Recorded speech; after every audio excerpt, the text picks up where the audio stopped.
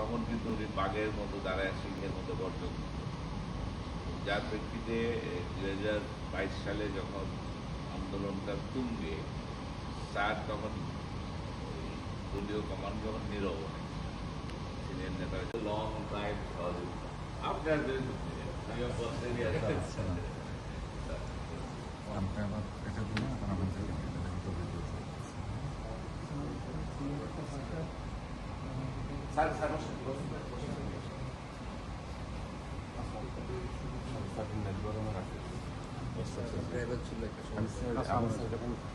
বগুড়ার দায়িত্ব নিতে চান স্যার, সেদিন আমি স্যার শারফ স্যারের ড্রাইভার স্যার, আপনারা নিয়ে গেছিলাম ম্যাডাম সহ স্যার।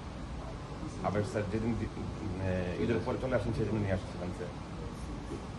বিগত আমলে আমরা যা কিছু করছি কোনো কিছুই কাজে লাগে নাই, কিন্তু গত 6 মাসে কারণ তারেক রহমানের সরকার আইসা আমাদেরকে মাননীয় উপদেষ্টা, আমাদের যে প্রতিরক্ষা উপদেষ্টা, উনি সৈনিক বান্ধব একজন অফিসার ছিলেন।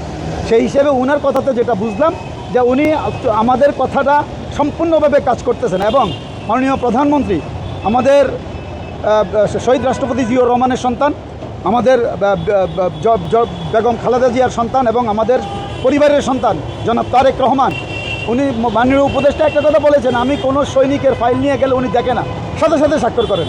তাহলে এখানে আমরা আশাতীত যে আমাদের সমস্ত দাবি পূরণ হবে। এই জন্য আমি সকলকে বলবো মিডিয়ার মাধ্যমে যে আপনারা আসুন, আমরা একটার সাথে একই প্ল্যাটফর্মে আসা আমরা আমাদের দাবি দাওয়াগুলো আদায় করি। 1 র্যাঙ্ক 1 পে আগামী 1 জুলাই থেকে বাস্তবায়িত হবে।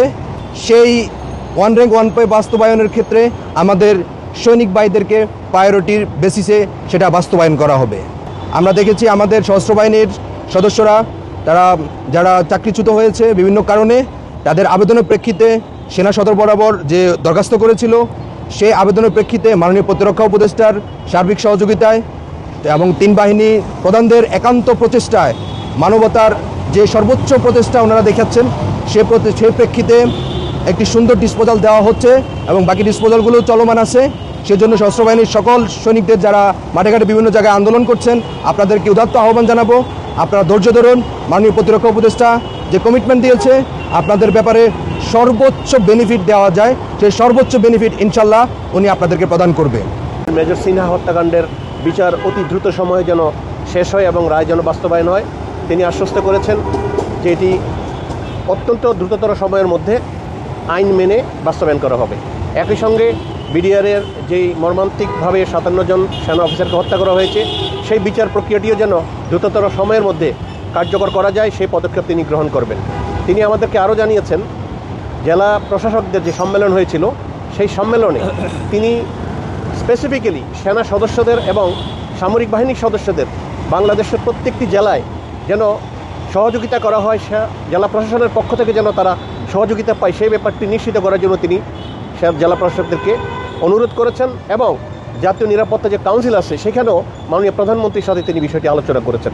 সুতরাং আমরা আশা করতে পারি সামরিক বাহিনীর সদস্যরা যে লেভেলেরই হোক, যেখানেই থাকুক, আমরা প্রত্যেকে একটা আমব্রেলার নিচে থাকব এবং বর্তমান যে আমাদের প্রতিরক্ষা উপদেষ্টা মহোদয় আছেন, তার নেতৃত্বে একত্রিত থাকবে এবং আমাদের প্রত্যেকটি সুযোগ সুবিধা ইনশাআল্লাহ মাননীয় প্রধানমন্ত্রীর কাছ থেকে আমরা মাননীয় উপদেষ্টার মাধ্যমে পেয়ে যাব ইনশাআল্লাহ।